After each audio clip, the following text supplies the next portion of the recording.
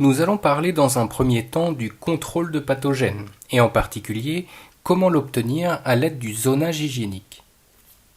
Les objectifs de ce module sont de tout d'abord voir comment peut-on identifier les sources de contamination et détecter les organismes pathogènes. Ensuite, nous verrons comment le zonage hygiénique aide à réduire les risques de contamination. Et enfin, nous voulons comprendre quelles sont les bonnes options de séparation entre les différentes aires de production. Vous voyez maintenant sur cette slide la liste des organismes considérés comme pathogènes, ainsi que leur provenance. La salmonelle peut survivre pendant un long moment dans des conditions sèches et peut facilement contaminer des produits comme le beurre de cacahuète, le lait en poudre ou encore le chocolat. Listeria monocytogenes peut survivre dans des environnements froids et humides, comme les légumes fraîchement coupés, les produits carnés ou encore les produits laitiers.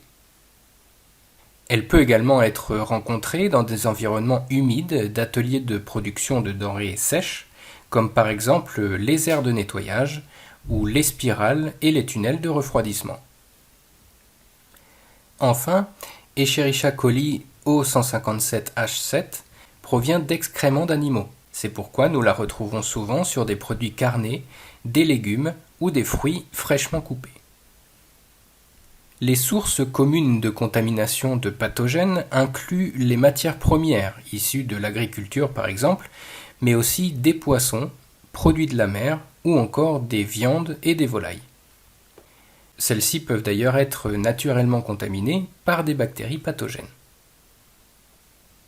Les employés peuvent aussi être une source de contamination, car ils sont libres d'aller dans n'importe quel lieu avant de venir travailler, et il en est de même pour le personnel des entreprises externes. D'où l'intérêt de mettre en place des règles strictes en matière d'hygiène du personnel. Parfois, les organismes pathogènes proviennent de rongeurs, d'oiseaux ou d'insectes qui peuvent être présents sur le site ou parfois dans les ateliers. Enfin, les équipements et infrastructures, bien que n'étant pas des générateurs de pathogènes, peuvent empêcher leur destruction, notamment s'ils ne sont pas réalisés de façon hygiénique. Malheureusement, les pathogènes sont des ennemis invisibles à l'œil nu.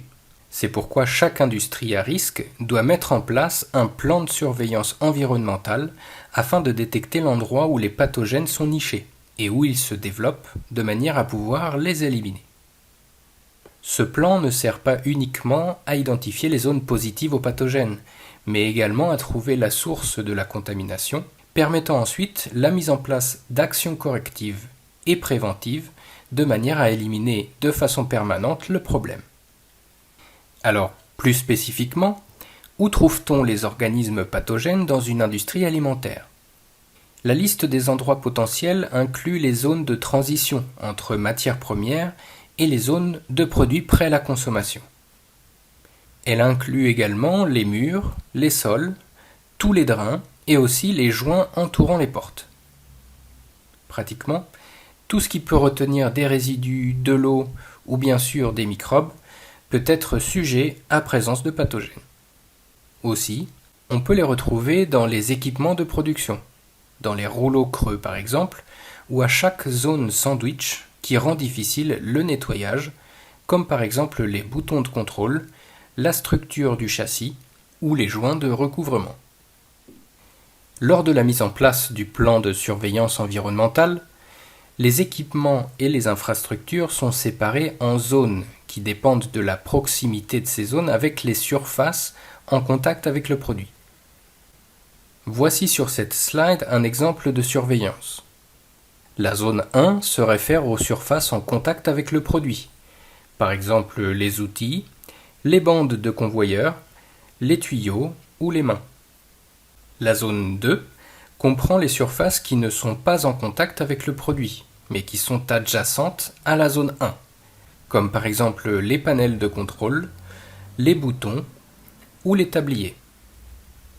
Nous considérons dans la zone 3 les équipements et infrastructures des zones de production, comme les sols, les murs, les systèmes de drainage, qu'il est très important de considérer dans le plan de surveillance environnementale, ou encore les pieds d'équipement.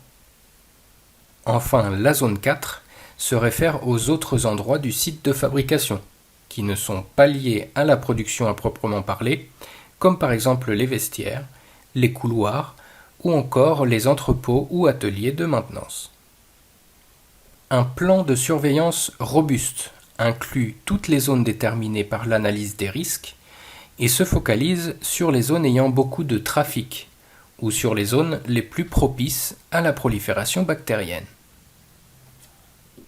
Les produits et les process possèdent différents niveaux de risque et doivent par conséquent avoir des mesures de contrôle pour chaque niveau, communément appelé le zonage hygiénique. Cette image représente un peu le concept de couche ou de zone pour un établissement, utilisant l'image d'un château et des douves pour illustrer la protection d'une zone hygiénique ou d'aliments prêts à la consommation. Dans l'exemple, le château représente le produit ou une surface en contact avec le produit et doit par conséquent avoir de multiples couches apportant la meilleure protection possible. Les murs et les arbres apportent eux aussi une protection supplémentaire et chaque barrière est conçue pour protéger la zone à haut niveau d'hygiène qui est à l'intérieur. Les industries ont plusieurs dénominations pour le zonage, mais bien que les noms soient différents, le concept reste le même. Le modèle de zonage hygiénique, basé sur les risques de croissance microbienne si un produit transformé est recontaminé, inclut les aires de non-production, ainsi que les différentes aires à risque. Les aires à faible risque requièrent par exemple des mesures de défense contre les rongeurs, les oiseaux ou les insectes, ou ce qu'on peut appeler aussi le pest control, ou encore des règles d'hygiène et de bonnes pratiques de fabrication, par exemple les aires d'entreposage ou les produits crus. Les aires à risque modéré, quant à elles, demandent un processus de contrôle plus poussé pour surveiller la présence et le mouvement de pathogènes. Parmi elles, on peut retrouver des aires où le produit est partiellement ou complètement transformé, par exemple après un traitement à la chaleur tel que la pasteurisation, et qui pourrait supporter la croissance de microbes s'il est recontaminé. Cette aire doit être, dans l'idéal, séparée des aires de manipulation de matières premières ou de produits crus. Les aires à risque élevé demandent la meilleure protection, puisqu'il n'existe pas de traitement pour éliminer la présence de pathogènes si le produit est recontaminé. Ces aires doivent être strictement séparées. Les points bleus représentent les organismes pathogènes sur ce schéma. Notre priorité est de séparer les différentes aires du process à l'aide de différents niveaux de risque. La ségrégation des différentes aires doit prendre en considération le flux du personnel, le flux logistique, les flux d'air, entre autres, afin d'éviter tout type de contamination. La gestion des aires de transition doit être basée sur l'analyse des risques effectués. Par exemple, les employés doivent se laver et désinfecter les mains avant d'entrer dans les ateliers ou de changer de zone. Dans les ateliers plus critiques, un brossage et une désinfection des chaussures ou des bottes ou encore des rideaux d'air peuvent être ajoutés. Les règles de transition du personnel et les mouvements logistiques d'une aire à risque modéré vers une aire à haut risque doivent être parfaitement connues et comprises. Les déchets, l'air et les matières premières doivent être gérés correctement. Il est facile de comprendre que les sites de production, et en particulier les plus anciens, possèdent de nombreux challenges pour contrôler les flux, de manière à éliminer les contaminations croisées entre les matières premières et les produits prêts à la consommation. En résumé, un plan de surveillance environnementale est fait pour chercher les organismes pathogènes afin de les détruire. Le zonage hygiénique est une étape critique pour protéger votre produit de la contamination. Enfin, la séparation physique n'est pas toujours possible, mais des aires de transition peuvent être mises en place de manière à protéger correctement les aires à haut risque de la contamination. Merci de votre écoute, c'est tout pour ce module.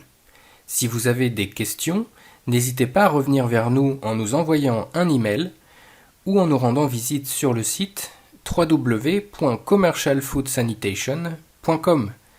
À bientôt!